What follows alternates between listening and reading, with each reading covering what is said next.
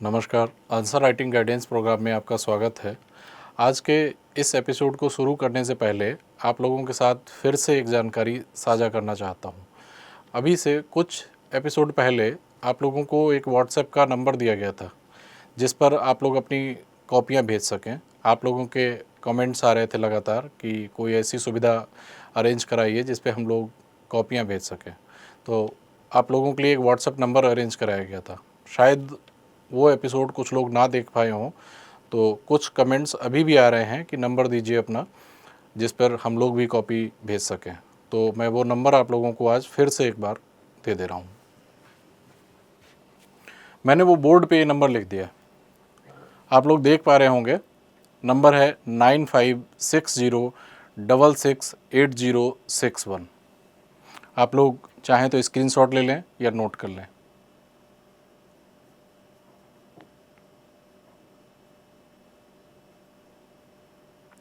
अब मैं कुछ आप लोगों को बताना चाहता हूँ कि कॉपियाँ आपको भेजनी कैसे हैं।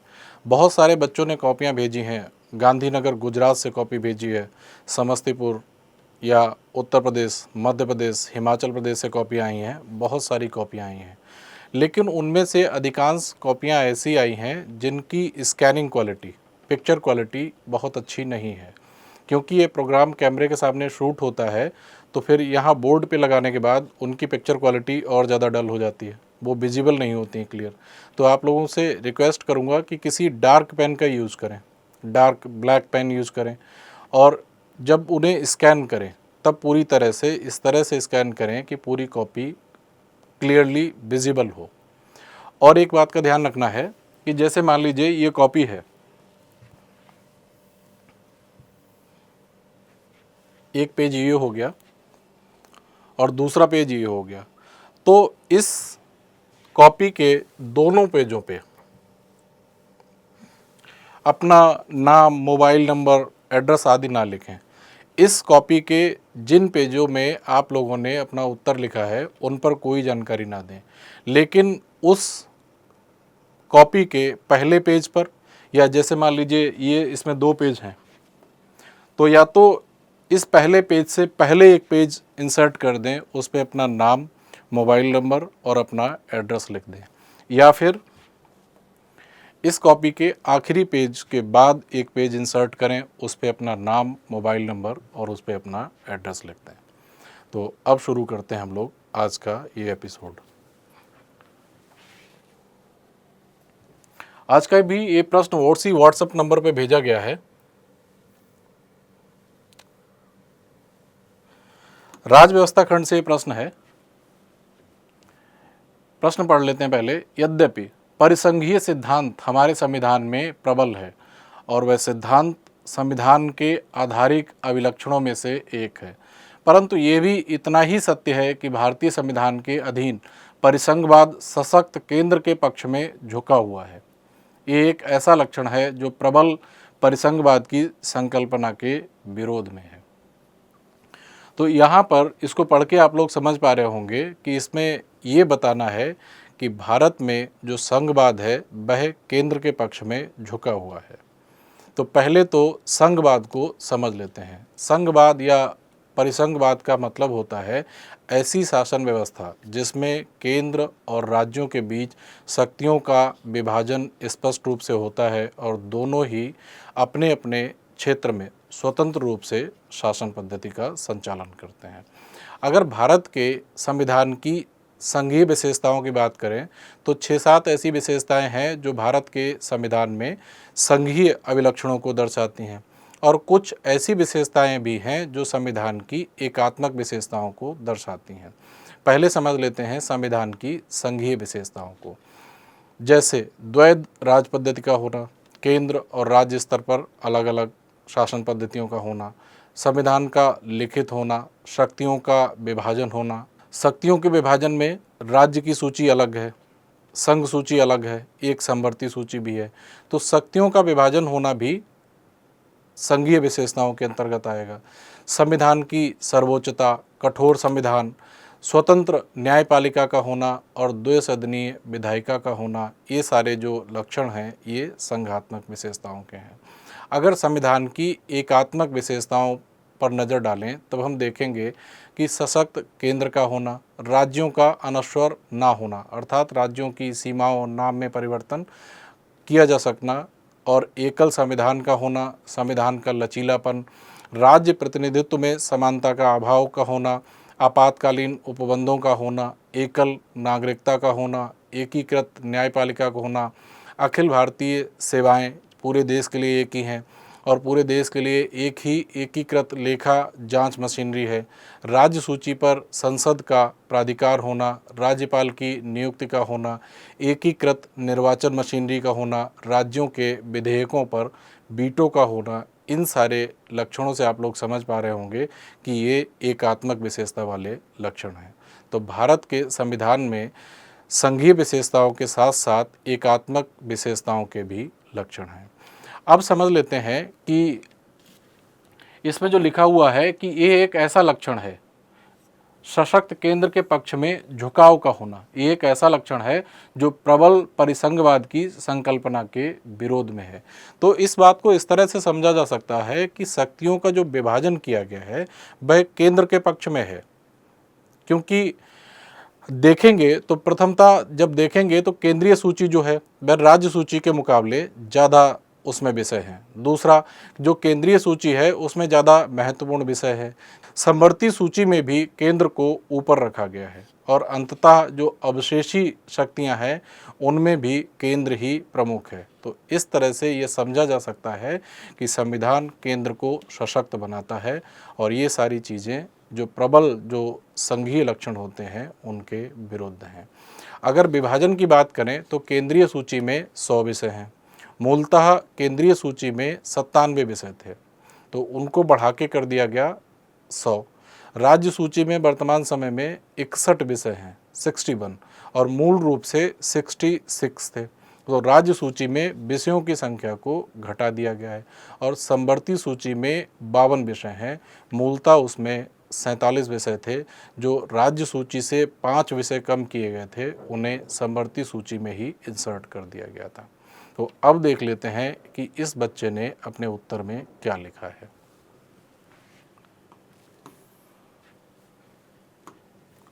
जब शक्तियों का बंटवारा दो या दो से अधिक सरकारों के बीच में होता है, इसे ही परिसंघवाद कहते हैं। दो या दो से अधिक वाली बात समझ में नहीं आ रही है, केंद्र या राज्य के बीच होता है। आगे क्या लिखा है, हमारे संविधान की 7वीं अनुसूची में स्पष्ट रूप से शक्तियों का बंटवारा है, जिसमें संघ सूची केंद्र सरकार की शक्ति, राज्य सूची राज्य सरकार की शक्ति, समवर्ती सूची केंद्र और राज्य दोनों को विधि बनाने की शक्ति देती है। ठीक बात लिखी हुई है। अब आगे देखते हैं इस बच्चे ने क्या लिखा है। प्रश्न में पूछा गया था कि भारतीय संविधान के अधीन परिसंघवाद सशक्त केंद्र के पक्ष में झुका हुआ है, केंद्र को अधिक वरीयता दी गई है। तो ये बात ठीक है और इसके समर्थन में कुछ पॉइंट्स लिखने चाहिए थे। परिसंघवाद में सशक्त केंद्र के लक्षण, हाँ ठीक यही करना चाहिए। ये प्रश्न आप लोग देखेंगे कि 150 शब्दों के लिए है, 150 वर्ड्स 10 मार्क्स के लिए।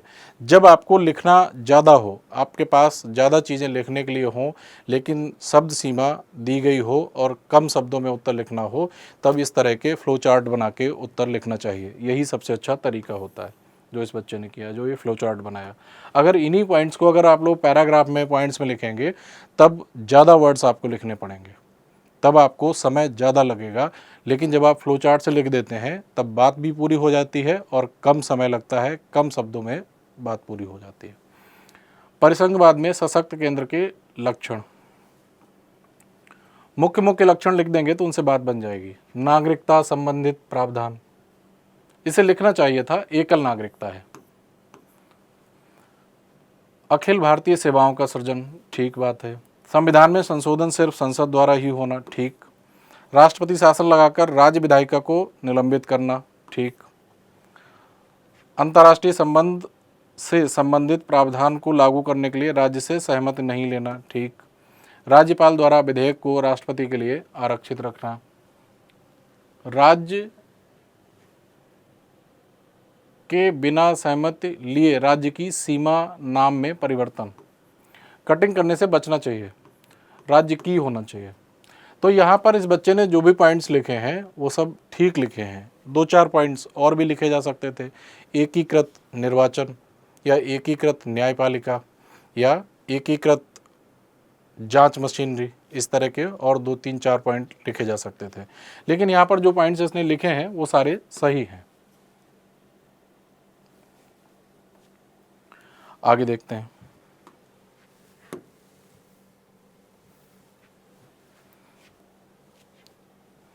तो प्रश्न का जो पहला भाग था वो तो पूरा हो रहा है। यहां पर प्रश्न का पहला भाग था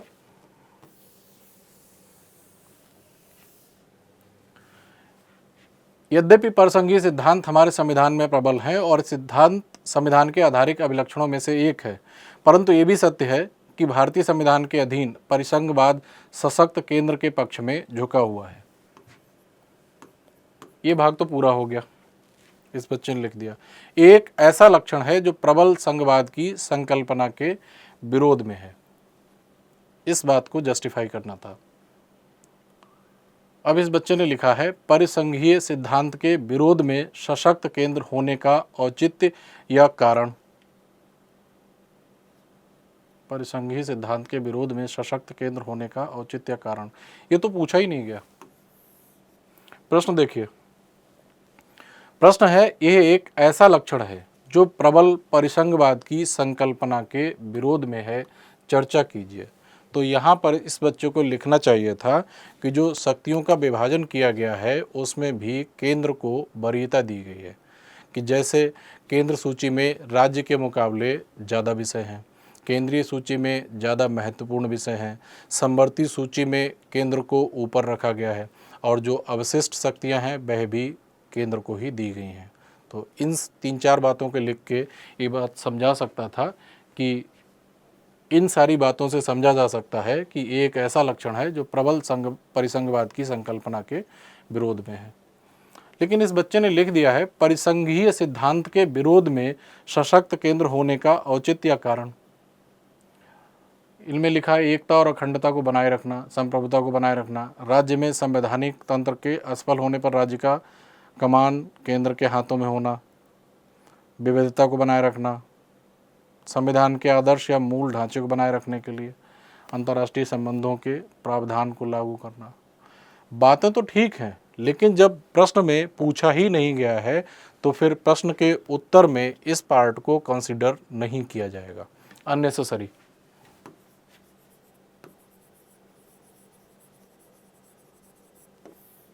ये जो पूरा पार्ट है ये अनावश्यक है और जो पूछा गया था उसे ये बच्चा लिख नहीं पाया है। आगे देखते हैं क्या लिखा है।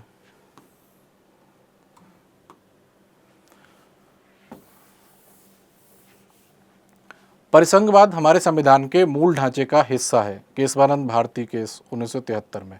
हाँ, ये बात सही है। परिसंघवाद के सिद्धांत ने शक्तियों का पृथक्करण के सिद्धांत को लागू करता है। सेंटेंस में प्रॉब्लम है।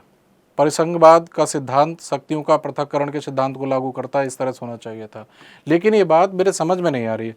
शक्तियों के विभाजन को तो लागू करता है कि केंद्र और राज्य के बीच शक्तियों का स्पष्ट विभाजन होता है और दोनों ही अपने अपने क्षेत्र में उन शक्तियों के आधार पर स्वतंत्र रूप से कार्य करते हैं।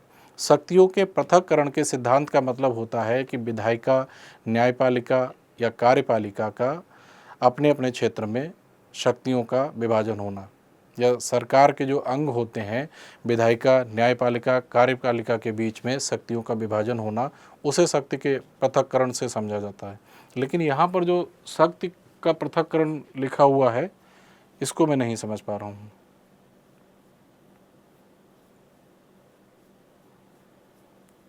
ये लाइन थोड़ी कन्फ्यूजिंग है, जिसमें समाज कल्याण, लोकतांत्रिक मूल्य, संविधान के आदर्श को लागू किया जा सके, साथ ही हमारा परिसंघवाद देश की एकता, अखंडता संप्रभुता बनाए रखने के लिए केंद्र को मजबूती प्रदान करता है। ये बात ठीक लिखी है। इस बात को अगर छोड़ दिया जाए तो सारी बातें स्पष्ट हैं। शक्तियों के पृथक्करण के सिद्धांत को लागू करता है, इसको मैं नहीं समझ पा रहा हूँ। बाकी बातें निष्कर्ष में ठीक लिखी हैं। ये वाला जो भाग था ये तो अननेसेसरी ही है। अब देख लेते हैं कि इसे मार्क्स कितने मिलने चाहिए। ये प्रश्न 150 शब्दों के लिए है।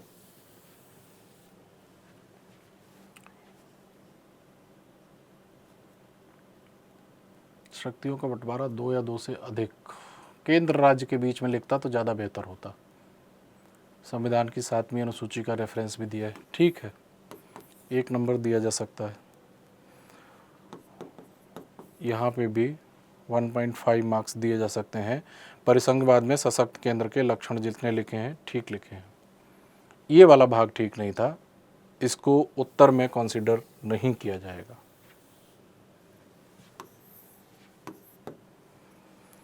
इसके बाद निष्कर्ष लिखा है। निष्कर्ष में भी एक लाइन को छोड़ दिया जाए, बाकी बातें ठीक ही लिखी हैं। 1 नंबर दिया जा सकता है। 3.5 मार्क्स 10 में से। इस बच्चे ने प्रयास अच्छा किया है, लेकिन प्रश्न का जो दूसरा भाग है उसमें ये बच्चा ठीक से लिख नहीं पाया और इस बच्चे ने अननेसेसरी कुछ बातों को लिख दिया है और जो बातें लिखी हैं उनकी प्रश्न में मांग की ही नहीं गई थी। आप लोग चाहें तो एक बार फिर देख लीजिए।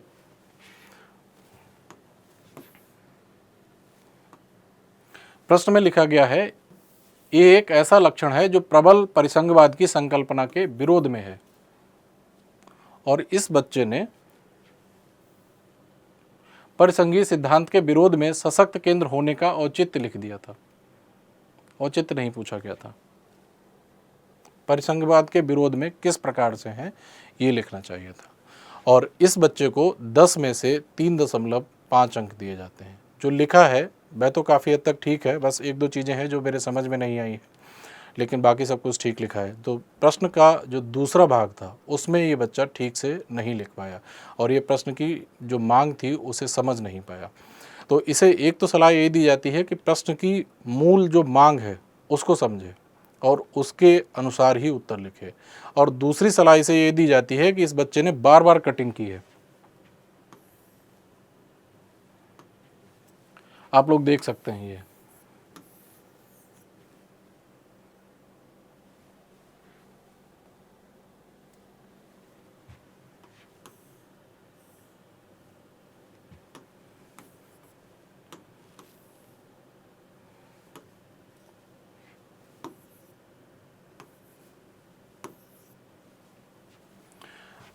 पूरे पेज में एक आध गलती कहीं हो जाए वो तो समझ में आता है। अगर आप बार बार कटिंग करते हैं तो ये आपके उत्तर के लिए एक नेगेटिव इम्पैक्ट छोड़ता है। तो बार बार कटिंग करने से बचें और प्रश्न की मांग के अनुरूप उत्तर लिखें, ये इस बच्चे को सलाह दी जाती है और मार्क्स दिए जाते हैं इसे 10 में से 3.5। इसे और भी अच्छे मार्क्स दिए जा सकते थे क्योंकि जो लिखा है इस बच्चे ने, जो अप्रोच है इस बच्चे का वो तो ठीक है, लेकिन प्रश्न का जो दूसरा भाग था उसमें ये ठीक से लिख नहीं पाया, केवल अननेसेसरी बातें लिख दी, इसलिए इस बच्चे को मार्क्स थोड़े कम मिल रहे हैं। और इस एपिसोड के बाद अब हम लोग अगले एपिसोड में मिलेंगे। धन्यवाद, नमस्कार।